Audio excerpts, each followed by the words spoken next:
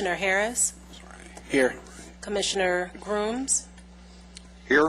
Commissioner Moulton, Commissioner Stoltz, Here. Commissioner Banks, Here. Vice Chairman Darabary, Here. and Chairman Sturdivant. Here. We have a quorum. Thank you. Let's see, do we have Reverend for the invocation? Oh, okay. Next item is the invocation, and we have Reverend Maxine Schlitz of the Revealing Truth Church to give it to us. Thank you. Welcome. If you'd like to stand, be my guest. If you wouldn't like to, be my guest. If you'd like to close your eyes, the same thing holds true. And let's just know that there's one power in the universe. No matter what that power is called, it is the single power of the universe, and we are created of it. It's that power that brings us here to the Neighborhood Vitalization Council for the greater good of Lancaster and all of its residents. We take a moment and we understand that spirit operates within our minds and through our minds to bring us to the greater good of whatever the program is for today, whatever decisions need to be made for the day, that everything is done for the highest good of all concerned. Let us be grateful for that presence and grateful for our willingness to follow its guidance. Amen. That's nice. Next item is the Pledge of Allegiance. I pledge allegiance to the flag of the United States of America and to the republic for which it stands, one nation, under God, indivisible, with liberty and justice for all.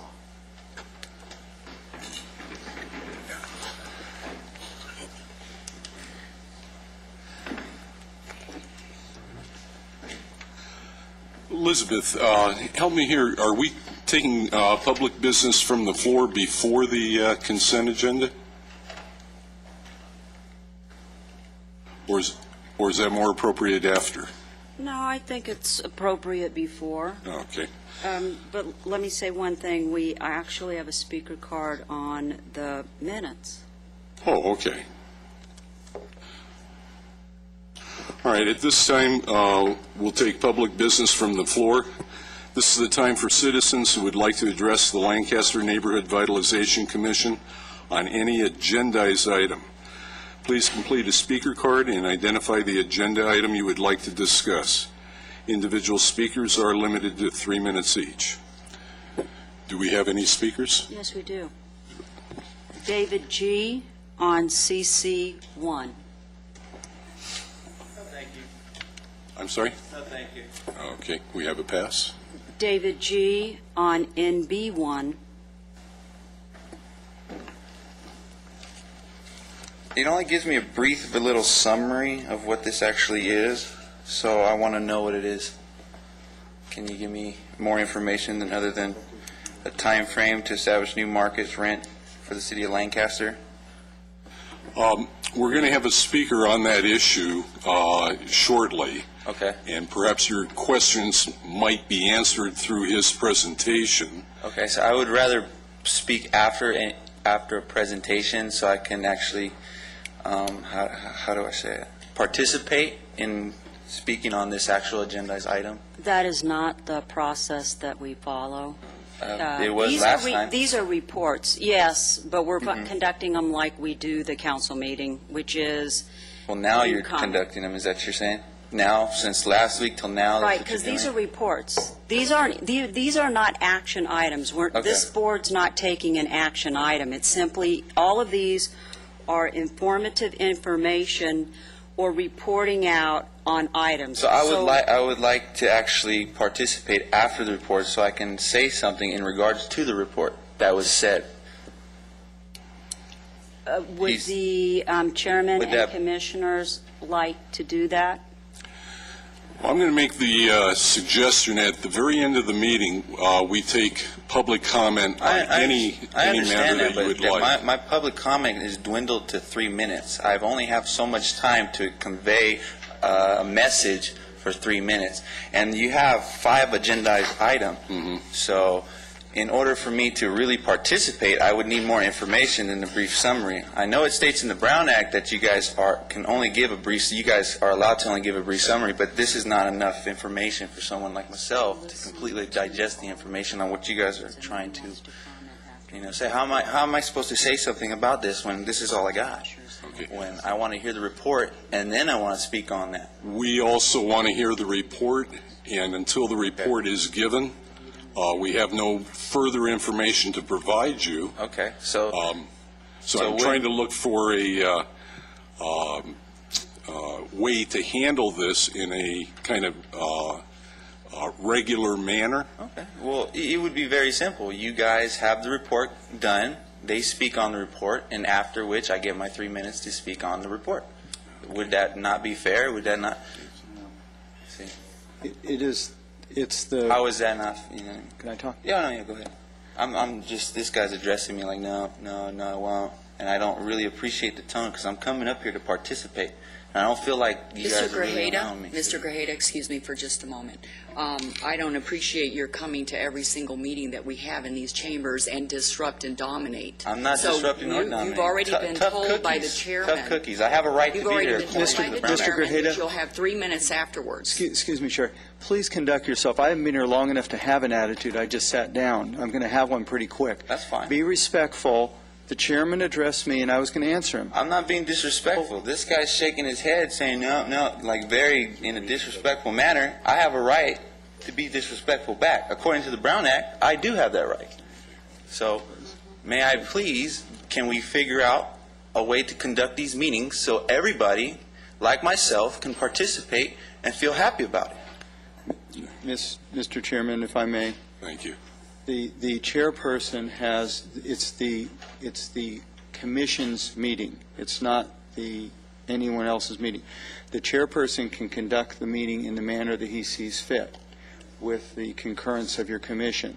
You can choose to hear a staff report or waive a staff report, whether or not there's a public comment on it. Staff reports are posted and the information is posted for the public. So it's really the way that you would like to run the meeting as the commission. You can choose to hear a report or not, and public comment is up to you. Okay.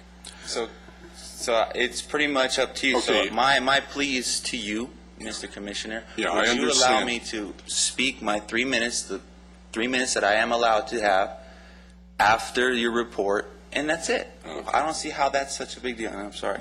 Go on. Okay. I need concurrence of my board because I don't feel I can act alone on this matter.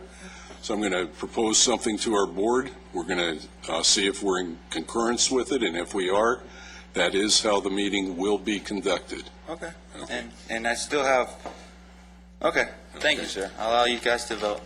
Okay, I would propose that we entertain public business from the floor before all the agenda items. We listen to the comments the speakers have. If they have further comments after a report has been given, I'd like to afford them the opportunity at the close of the meeting to voice any and all concerns they may have had with previous reports that have been discussed by this board. And that be the regular way we handle each and every agenda. So, how do the rest of the board members feel? When you say previous reports, you're talking in reference to reports given before today? No, actually, Talking about reports I'm given just today? giving, just the 6 items that are on today's agenda. At the present time, I'm entertaining comments from the public. The public's free to make any comment during their 3-minute allotted time. Then we go. Sir, we're not up for comment right now. I know, so I can know, you but- please take a seat, please? Mr. Grajeda, you need to take a seat while they're deliberating, please.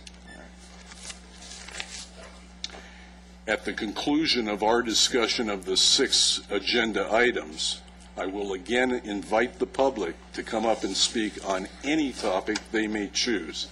That topic may or may not include previous agenda items we've discussed. So not after each each individual. Yeah, I'd like to hear all the public comments before we're taking the agenda items. Agreed. Okay.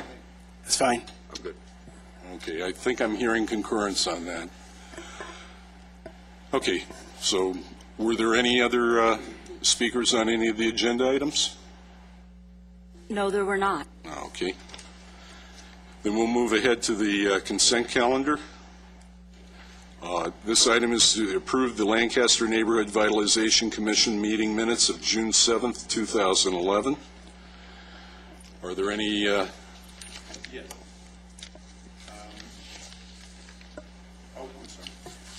The minutes showed that I was invisible. I was actually here for the June meeting. I believe he's referring to the very start of the minutes where it identifies Roll call. the roll call. Yeah, exactly. Okay.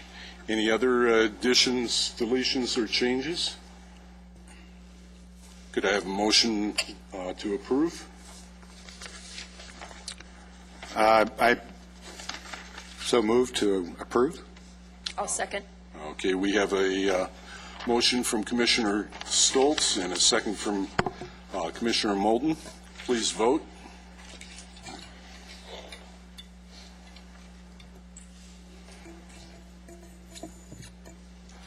Okay, the motion carries 7 yes, 0 no's, and no abstentions. Okay, new business. Today we have Emilio Salas from the County Housing Authority. He's going to talk to us about HCOLA steps and time frame for establishing new fair market rents for the city of Lancaster and/or Antelope Valley.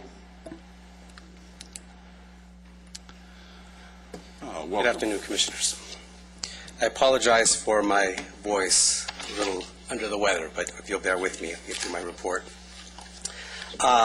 If I may, I'd like to start with NB2, if that would be okay, because it's not part of my presentation. I don't think there are any action items related to that, just so that I can go through that and then go over to the PowerPoint presentation. Okay, that'll be fine. Outstanding. 2 months ago, a concern was raised at the meeting, I believe it was the May meeting, about a property in the city of Lancaster that had been visited by code enforcement and found a couple of units to be in pretty bad condition. And the question was raised as to whether or not a housing quality standards inspector had visited that unit recently and passed it. So we did look into it. It was a large apartment complex that is predominantly project-based Section 8. However, that development is not in our, we do not administer that particular building. It is actually administered by LA Lomod Corporation, which I believe is a nonprofit arm of the Los Angeles City Housing Authority. What I believe happened, as it was reported, an inspector had recently been on site, and the question was raised, how could the inspector have passed this particular unit if it was in such bad condition? I did get a chance to take a look at some pictures. So the pictures were pretty bad of this particular unit. And when we contacted the property manager, she explained that the person who visited the property was a HUD REAC inspector. REAC is an acronym for Real Estate Assessment Center. And these are the folks that come out from HUD to predominantly inspect public housing units, and they inspect not only the units but the common areas, and it has to have a minimum score in order to pass REAC inspection. So it's quite possible that they could have visited the site, inspected the common areas and a sampling of the units without ever having gone into this particular unit itself. That's my only logic as to how they would have passed it. Because they don't do 100% inspection of all the units. They only do a sampling, a random sampling. But once again, I'm not able to answer those questions because we do not administer that particular property. Let me make sure I understand. When you say it's a project-based Section 8, is this a privately owned complex under the Section 8 new construction program? It is my understanding that that's what it is. It's privately owned. Okay. And I'm familiar with those. I know that LA City sub-agency has been charged by the Los Angeles area office to manage all Section 8 new construction projects within the Southern California region.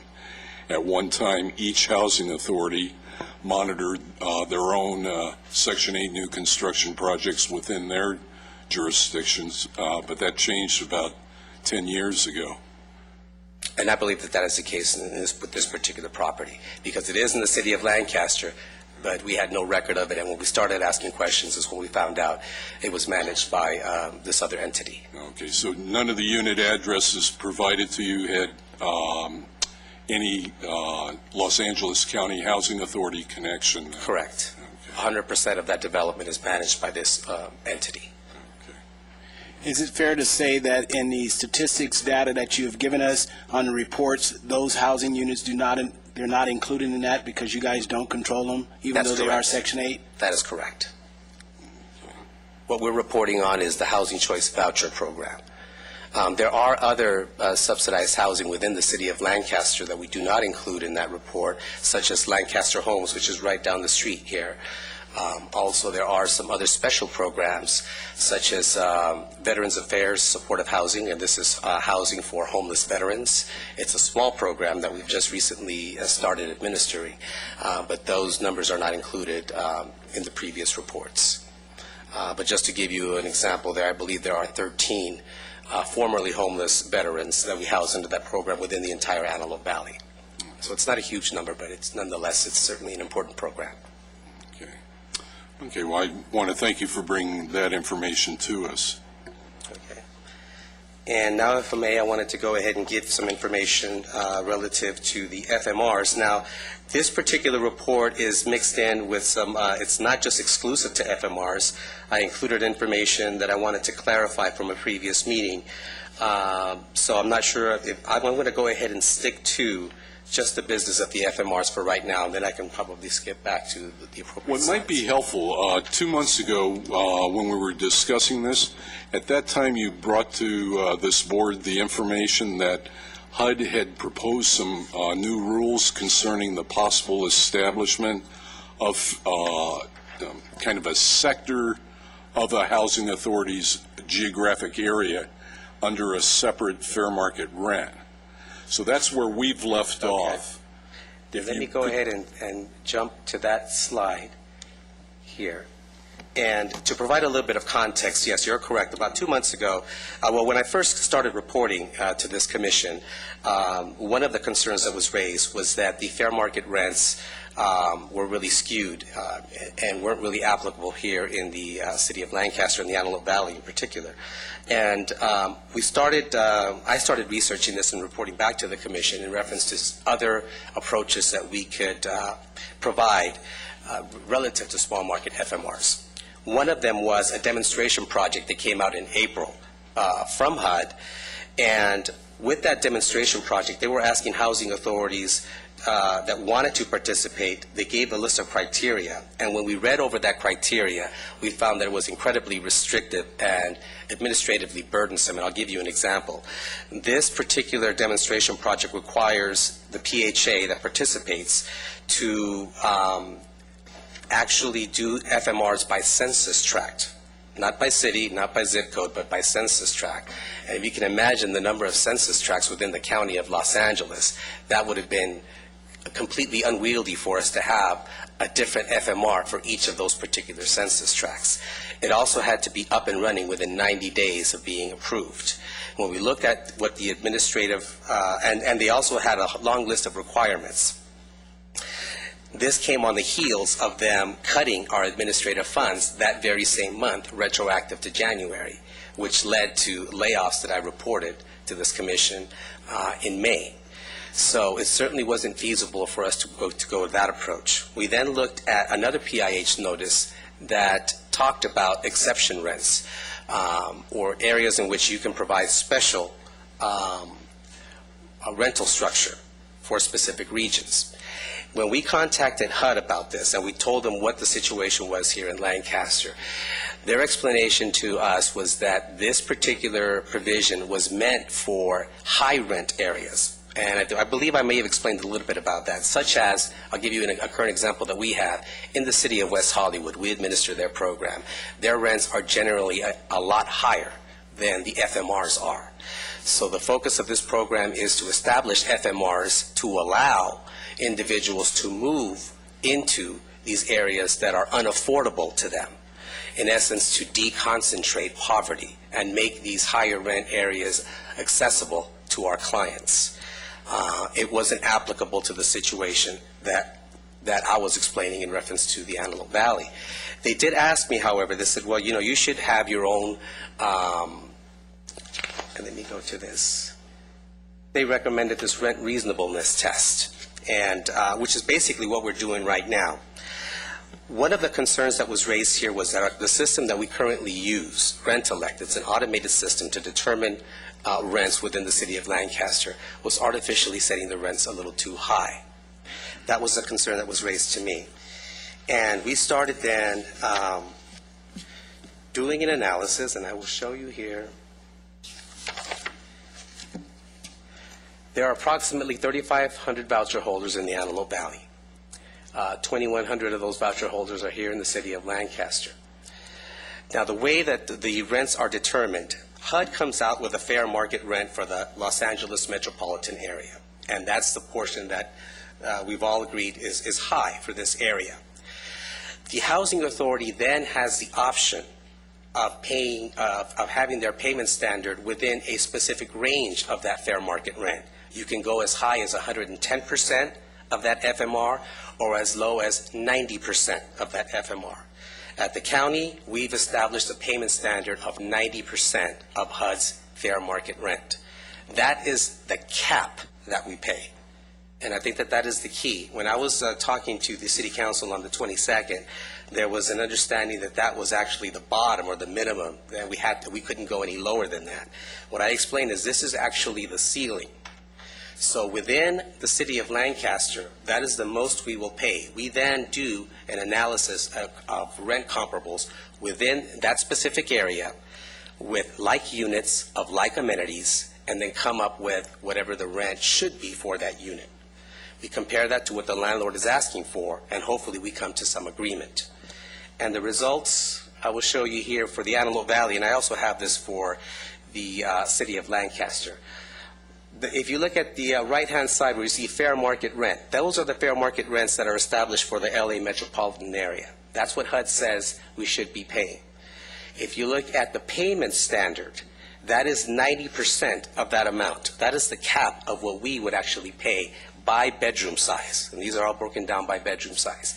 When we take the average of all the rents that we actually contract here in the Antelope Valley, those are the averages that we come up with of what we actually pay, which, as you can see, is lower than the payment standard. And you will get the percentage right there, the differential. For example, for a one-bedroom unit, the average rent is $734, which is 30% lower than the 90% payment standard. I know it's a lot of information to digest, but the key here is that those rents are or should be very reflective of the market here in the city of Lancaster.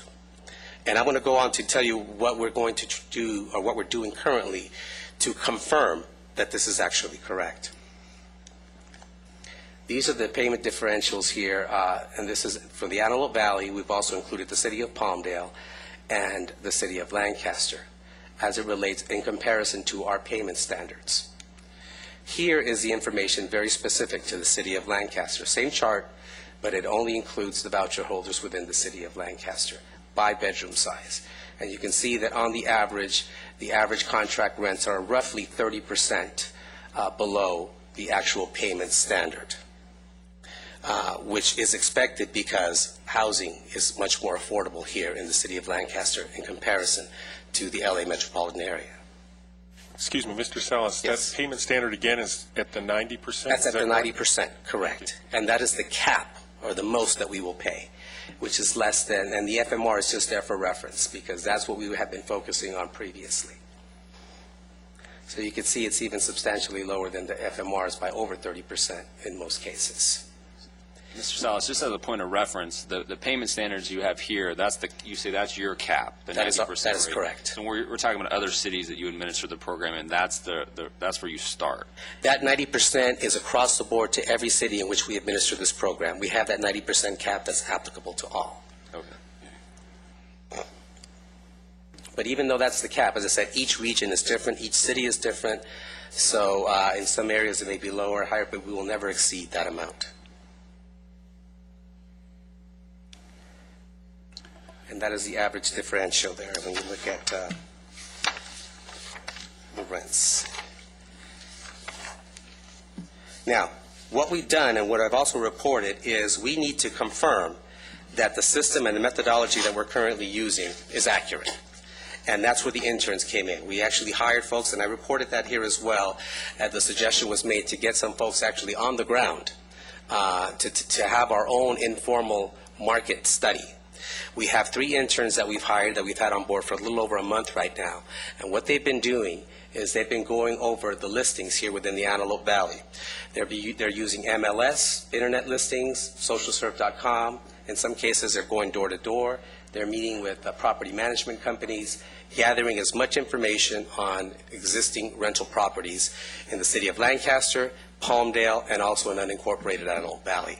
And I believe they are scheduled to meet with Commissioner Harris as well, because he agreed to participate as part of this study. I'm not sure if they've already been in contact with you, Commissioner. Yes, as a matter of fact, we meet tomorrow morning. Excellent. Okay. So right now, they're just in the data gathering stage. They've already gathered over 800 entries. And just to give you an example of the areas that they're covering, here's a sample of the areas that they've already covered and entries that they've already made into the system.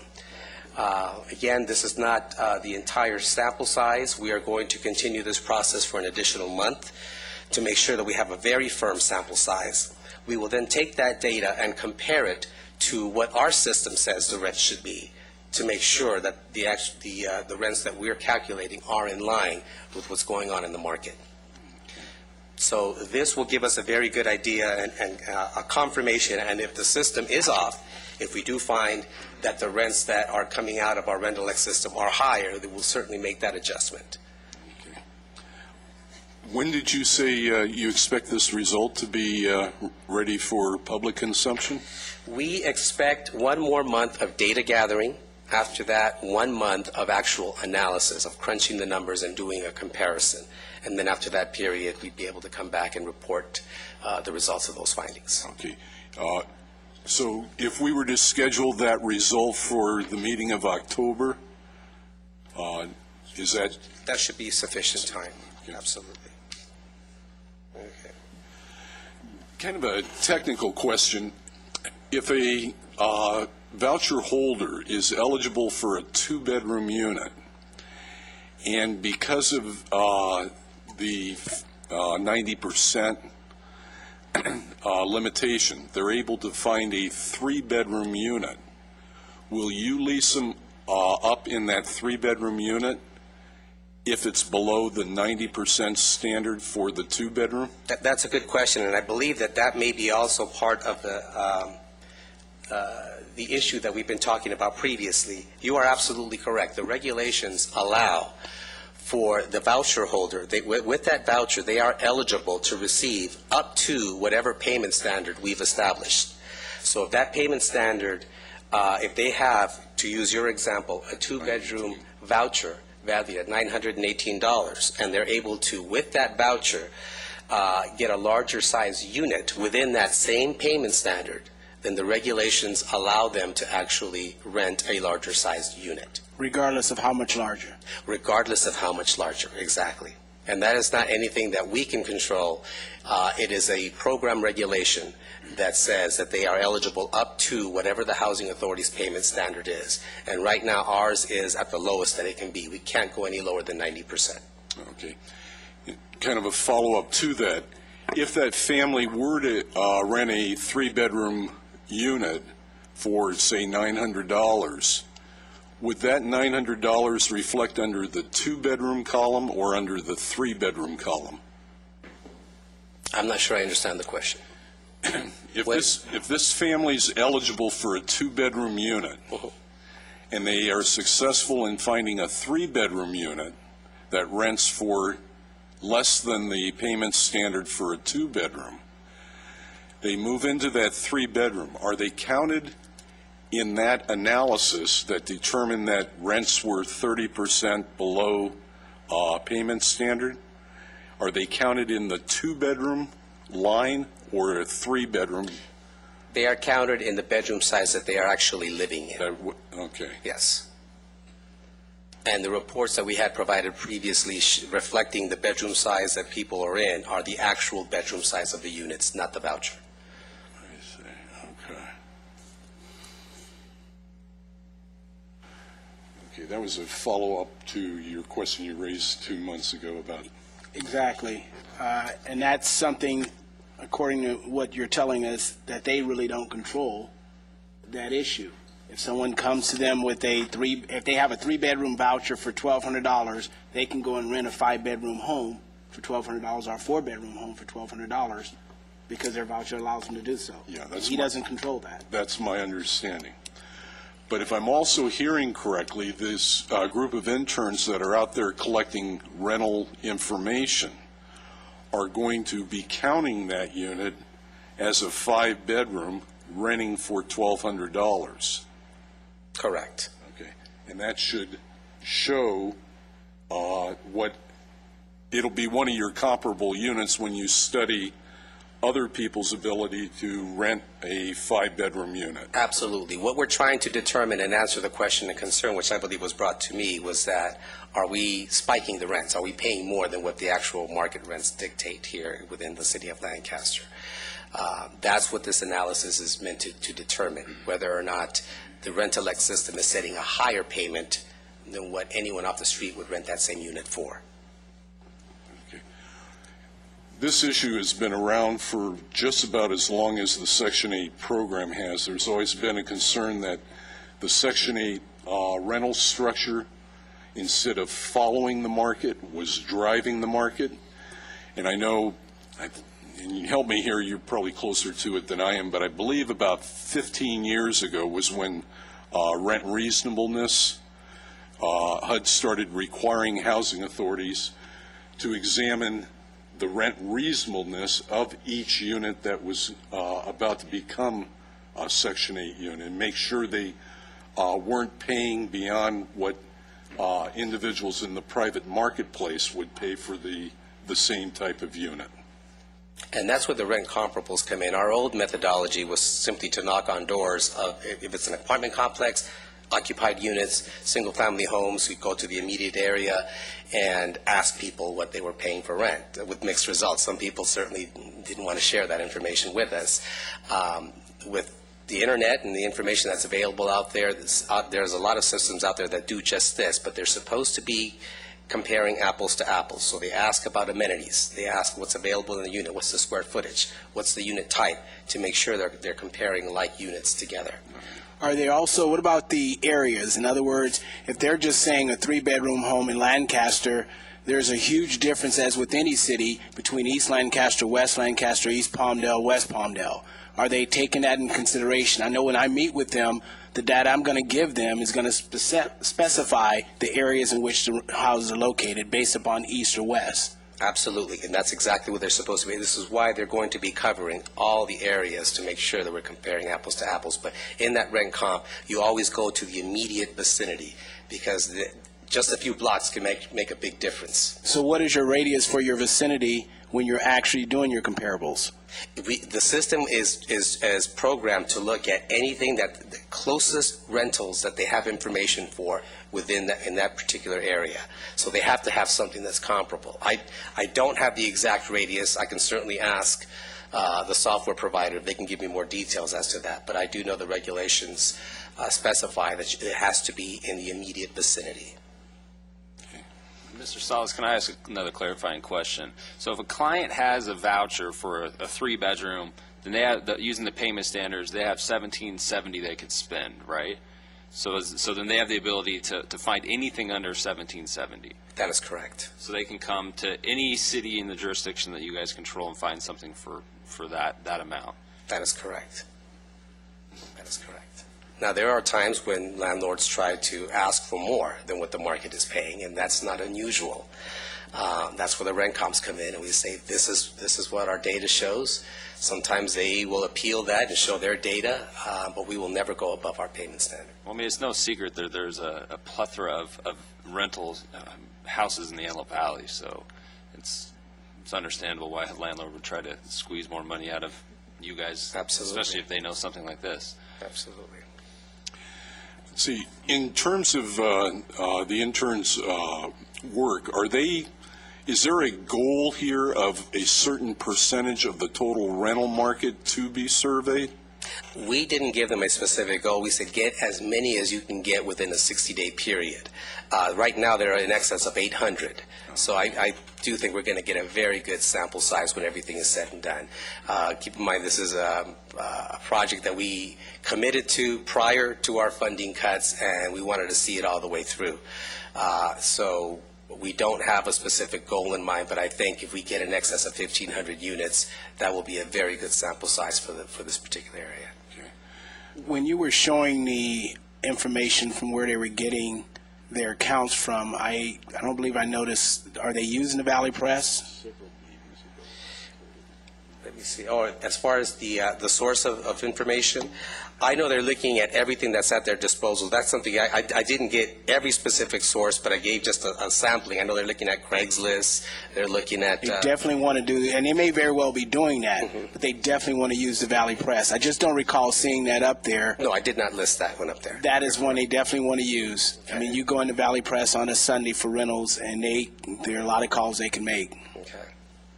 And they are doing, like I said, the combination of site visits, phone calls, everything they can possibly do to gather this information. And I think the best information they're getting is from property management companies and apartment managers. Elizabeth, would it be possible, once Mr. Salas has his data, to then compare that to what you have for the number of rentals, so we see what size of the population he actually surveyed? You following what I'm saying? You mean how many rental business licenses we've issued? Yes, compared to his survey, how many he did. So Yeah. we see if that is a good representative sample. Mm-hmm. So that's where we are, and I do think that we're going to make we're going to be able to confirm the data in that software system one way or the other using this methodology. Okay. One other issue I have, when you talk to HUD, I'm familiar with the issue that's more normally encountered where the deconcentration efforts tend to be from low-income areas to higher-income areas, and they provide the bonus level of rent to pay in those higher-income areas. But it's also been around for a number of years that when that isn't working perfectly, that there does tend to be a concentration of Section 8 units within lower income areas. And I thought HUD was moving in the direction of trying to create more of an incentive for housing authorities to pursue deconcentration efforts. Absolutely. Well, the way they're pursuing deconcentration efforts is to make higher rent areas more affordable. Thus, that they are not, what they would see if we were trying to lower the payment standards here in the Antelope Valley, I believe, and I'm not putting words in their mouth, but I believe they would see us as trying to increase the rent burden on the people that live here in order to have them move to other more affordable places. What they're trying to do is the exact opposite, make higher rent areas more accessible. Okay. Now, in reference to, trust me, we asked the question 5 different ways in terms of what the intent of the PIH is and what the things that we could do. As they saw that we were pressing for different types of information, they said it would even take a professional statistician to actually come up with different rents that they would accept and having to use their methodology if they're even going to consider anything other than what they issue. I don't know of too many housing authorities I've checked around that actually have done that. They've seen it the other way around when they're trying to make higher rent areas more accessible, but not to anything that we are addressing here. Okay. Any other questions, comments of the Commission? Yeah, I want to thank you. That was a very educational presentation you gave to us. And just one point I just wanted to clarify as well. I did want to bring up some stats that were shared at the County Board of Supervisors meeting, as well as I believe also at some city council meetings. And I wanted to provide some appropriate context because I have heard it said that the city of Lancaster, or the Antelope Valley perhaps, I'm not sure which, has about 17.5% of the county's voucher holders. And I wanted to just provide some context to that information because when you're looking, and the information that was used was the population of LA County, and then they took all of the vouchers administered by HACOLA. But in reality, if you're looking at the population of Los Angeles County, you also have to take into consideration all the voucher holders, which include the city of Los Angeles, Long Beach, Inglewood, Santa Monica. So we're really talking about 95,000 voucher holders within the county of Los Angeles. And when you look at it from that context, certainly the percentage of voucher holders that live within the AV and the city of Lancaster is, more, in my opinion, more appropriately reflected. What is the population served by Los Angeles County? It's unincorporated areas. No, I'm sorry, the Housing Authority. That I don't have an exact figure on because we operate in some cities and partial portions of a city as well as unincorporated areas. So we would have to go portion by portion to actually determine what those populations are. I was just trying to compare apples to apples and saying if we're going to use the entire population of the county, well then here is the universe of the voucher holders within that specific area. Now, if you look at only the vouchers in LA County, then you're talking about 16.5% of those vouchers are here in the Antelope Valley. Okay. When you say 16.5%, you're talking about the LA County Housing Authority? Yes, just our vouchers. That Not we the city of Los Angeles? Not the city of LA, not any of, just the 21,000 that we administer.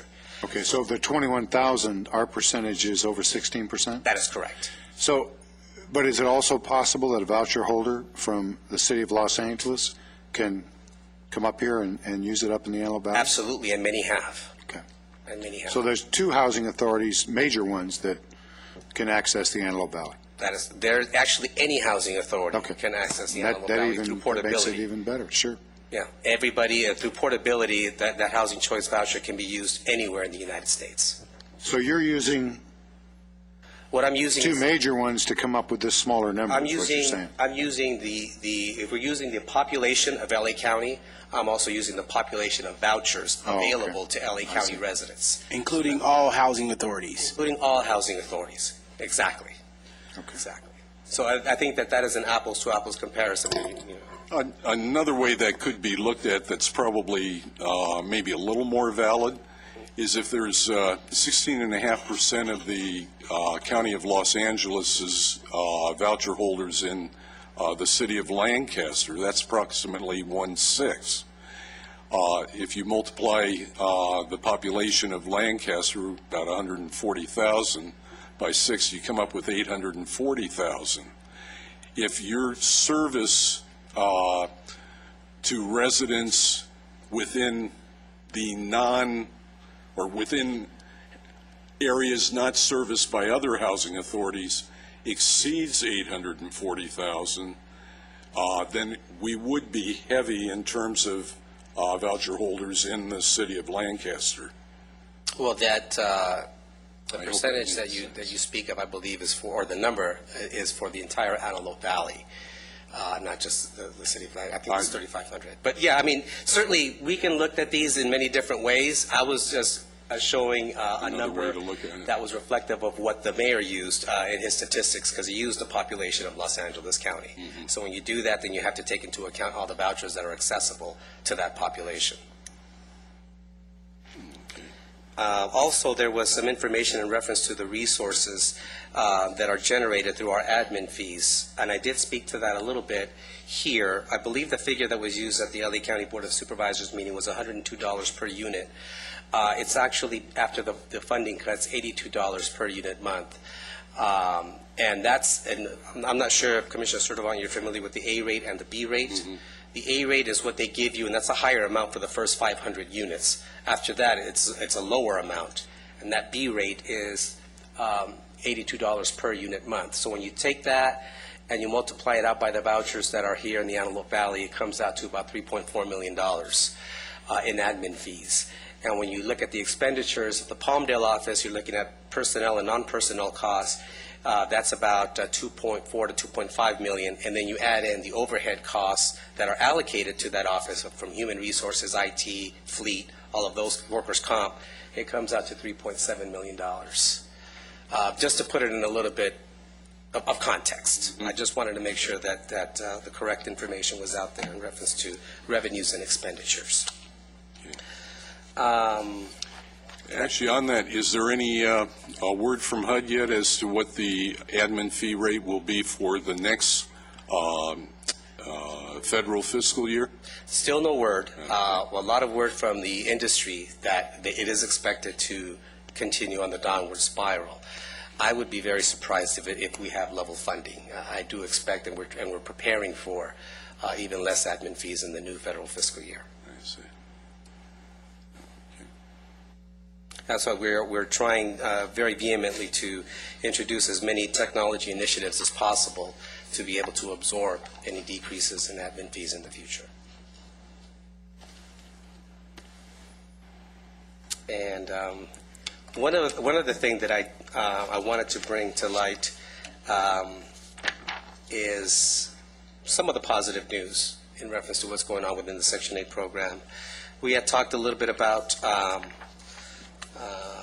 some of the problem areas that we're having, and if I can skip over to, okay, just wanted to give this statistic out there in reference to the individuals within the Antelope Valley that are working families. I think it's an important statistic to bring up. There are 900, and actually it's 978, I got that corrected when I was on the way up here, of households who are working families. But that job does not provide enough to actually make them completely self-sufficient. During the same day of the City Council meeting, I rushed back because we had one of my favorite annual events, and that is the program scholarships. And these scholarships are through monies that are raised by, most of the money is raised by employees of the Community Development Commission. Since '97, our nonprofit arm, the CDF, has awarded over 150 scholarships to both Section 8 and public housing participants.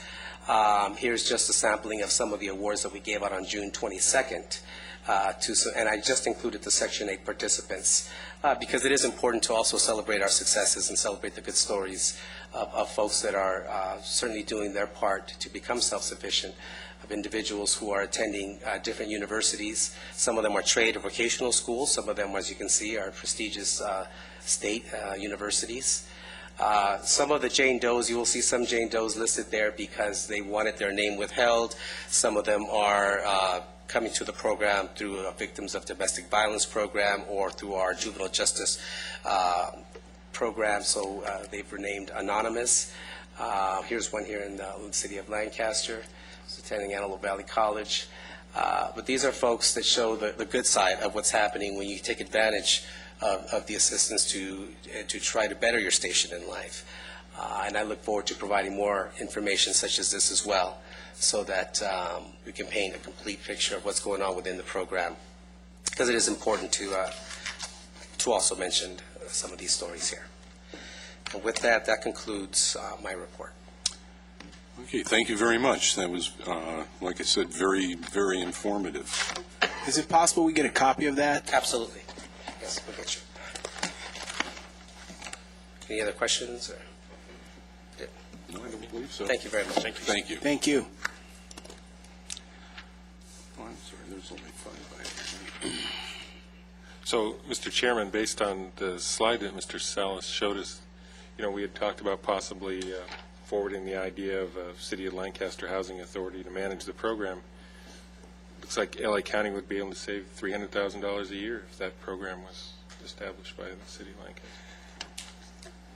Yeah, that might be something you may want to take back and discuss. I'm sorry, I didn't hear that. Oh, would you repeat what you said? I just was looking at your slide where you talked about the amount of revenue from the admin fee and the amount of expenses that LA County had to incur to administer the program up here. And if the city of Lancaster was able to create its own housing authority to administer the program, that might save Los Angeles County roughly $300,000 a year, based on those numbers.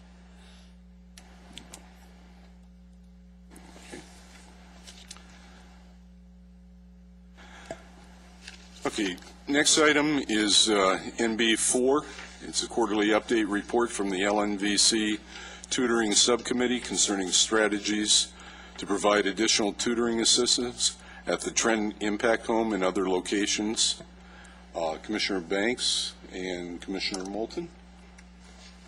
I really don't have much to report, Mr. Chairman. School is out. We've talked with some of the instructors there, and they're trying to keep the program active over the summer, but there's not as much activity going on as, that we had learned earlier. So we could update, when school gets ready to be back in session, and I don't know if Commissioner Moulton has some additional comments.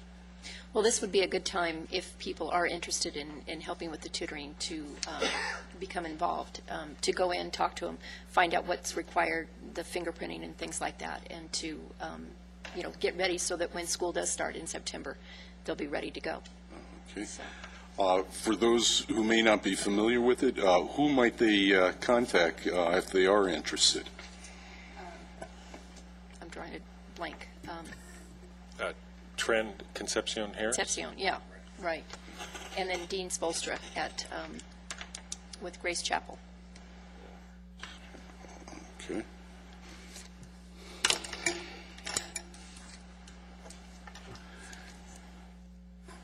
Okay, thank you. The last item is a brief discussion of next month's possible agenda topics. Since we just talked about that, would it be good in about, not next month, but in about 3 months to bring the tutoring back and see if there's any other avenues we pursue?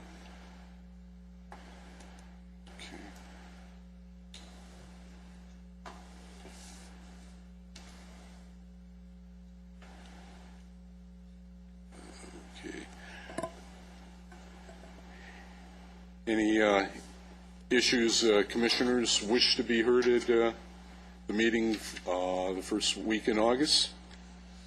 For the selections for the Unite, Oh, yeah. would that be done by our next meeting? I'm not sure if it's the next meeting or the meeting after that. I'll have to check. I've got it at home. But if it is, I definitely will include it. Hear about this. That's Yeah. a terrific program. Yeah. Okay.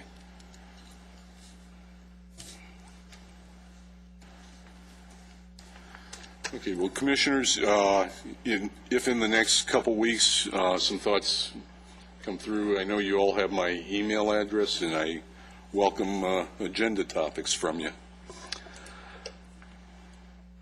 Okay, next item is public business from the floor. We request any person who would like to address the Lancaster Neighborhood Vitalization Commission on non-agendized matters to complete a speaker card, and you will find speaker cards on the back table of the council chambers.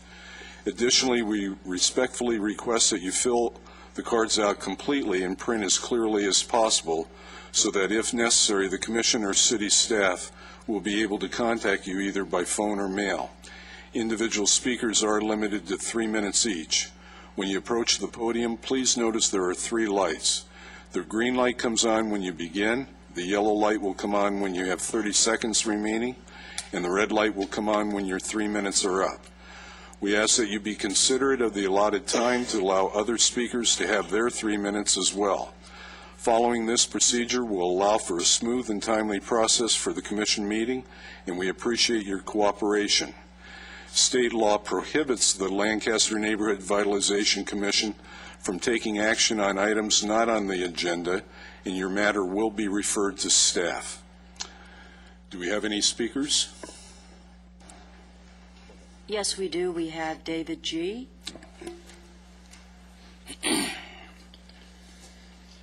Hello, once again. NB5, I'm supposed to be able to speak on that. I think the Brown Act actually says that I'm allowed to speak on these items before or after. Okay, before or after. Now, if I look into it enough and I find that there's ample evidence, I guess, that you guys are violating this act, I will bring it up every time. And if I have to go as far as filing a lawsuit, then I will do that as well. I'm familiar with how to file these things. I won't go after filing a lawsuit against the city. I'll file a lawsuit against the individual, as in you, him as well, sheriffs, that they harass me and violate my constitutional rights. I'm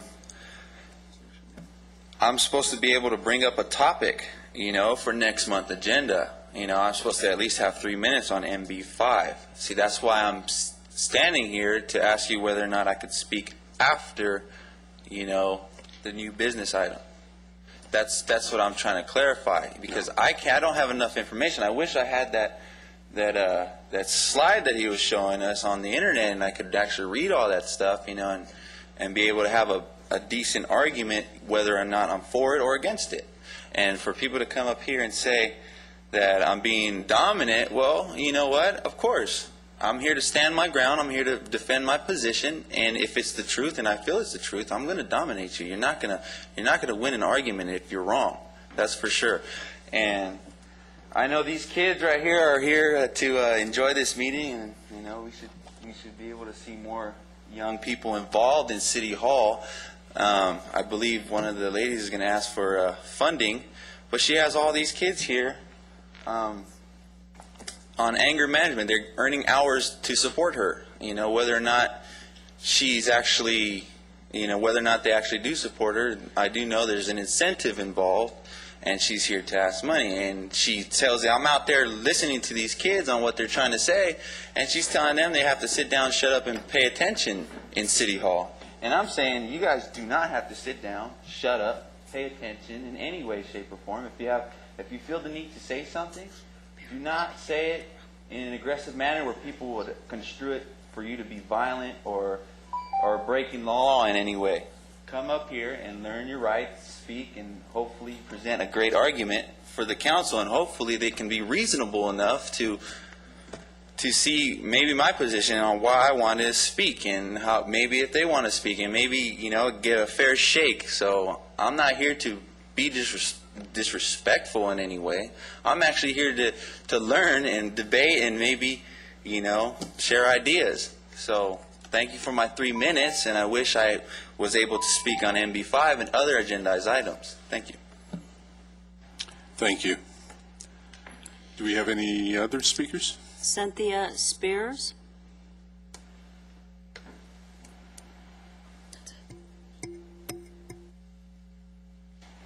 Good afternoon, Council. Welcome. I'm here on behalf of Change Lanes Youth Support Services. I'm the Executive Director over there, and I'm here to give you a little bit of information about our organization, let you know what we do, and then I'll let you know what we need. Change Lanes provides outpatient daycare rehabilitative mentoring and tutoring for at-risk probationary youth. We've been in business for the last 5 years, and Change Lanes is in fact here to ask for community development block grant funding to help sustain our agency while we go through this financial hardship in the community. We've serviced to date over 1,000 at-risk youth, primarily in the city of Lancaster, California, zip codes 93534, 93535, and 93536. Many of our youth, I'll just give you some statistics on what I have here. Let's see. What we do is, I said what we did already. I'm getting a little nervous here. Okay. I have statistics from 2009. I wasn't able to provide them for 2010 yet from our agency because some of our participants are still active in the program. However, in the year 2009, we serviced 192 at-risk youth. Out of those 192 youth, 128 completed our program. Our program goes anywhere from 3 months to 6 months, and the services, as I stated earlier, substance abuse education, includes life skills, real job skill development, where they assist at the agency, since we're a nonprofit agency, learning job skills. We had 36 youth that were terminated by the court prior to completing, as far as our standards go. We had 36 youth that dropped out of the program, and 2 were discharged for behavior unacceptable to the program. The ethnicity of youth that we serve, 73% are black, 71% are Hispanic, 39% are white, 5% are other, and 1% Armenian and 1% Asian. Change Lanes does meet Title 24 eligibility requirements. We've contacted HUD, and we are aware of what those requirements are. So Change Lanes is asking that you meet with us to discuss appropriating community development block grant funds to Change Lanes Youth Support Services.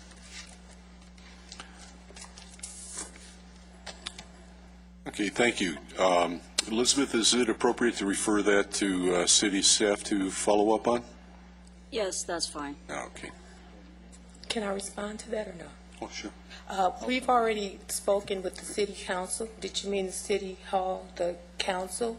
We've spoken to them on 2 occasions, and I hate to say, but we didn't get very far. So we're here, and we're asking that someone listen to our concerns, and if nothing else, just come over to the agency, see what we do, and consider giving support to Change Lanes Youth Support Services.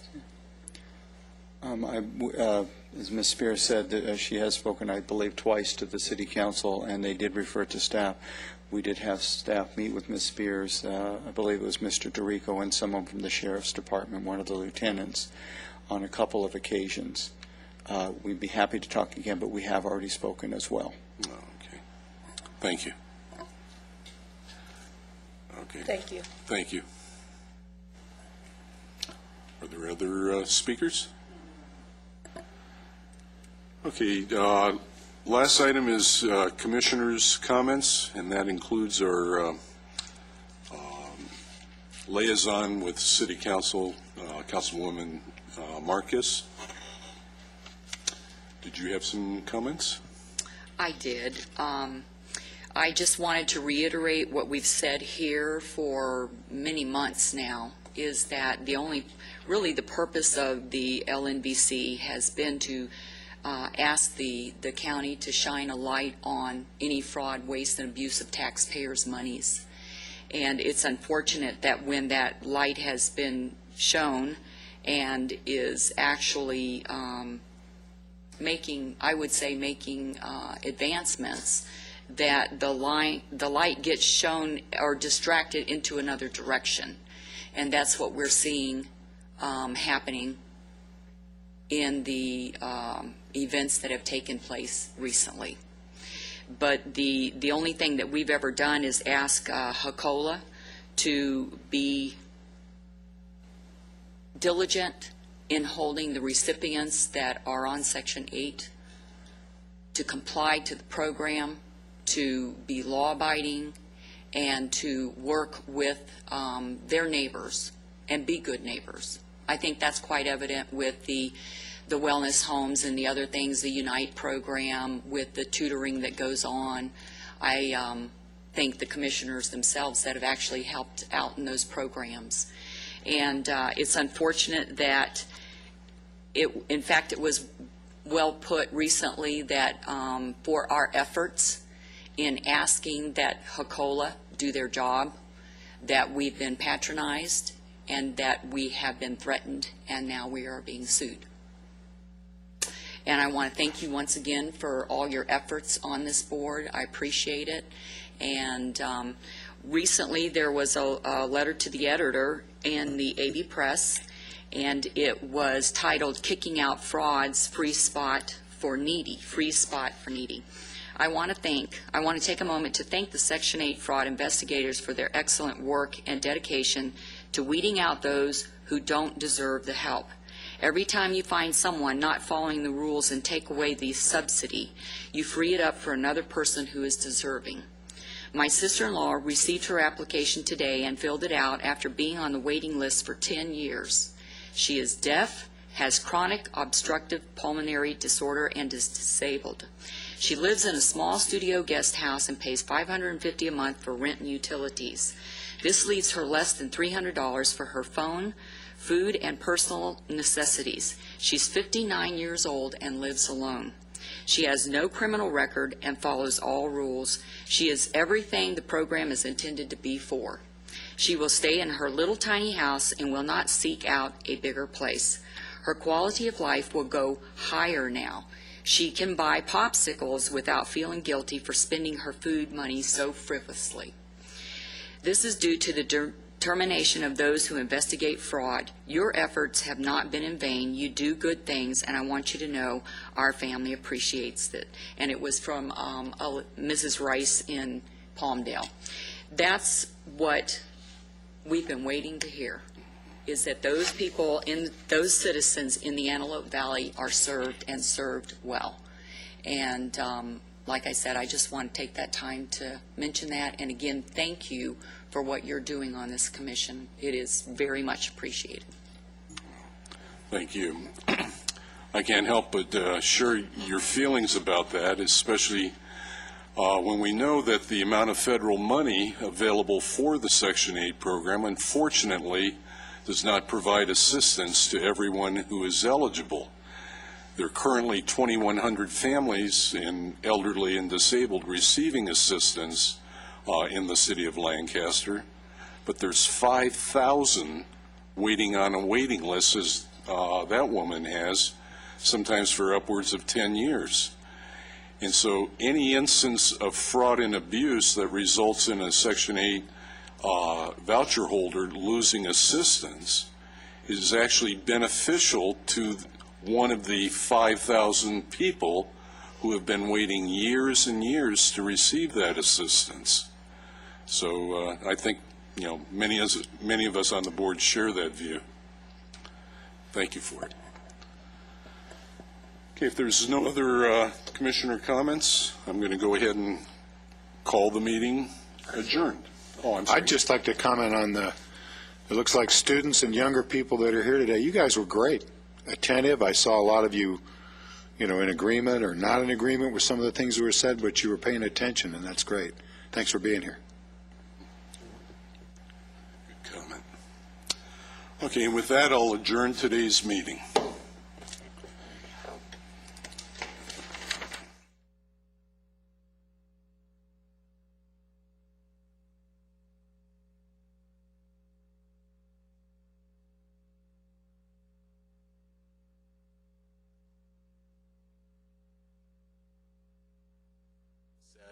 It's amazing to watch something go from just an idea to implementation in the amount of time that it's happened in Lancaster. Wow, that's really cool. Show the folks.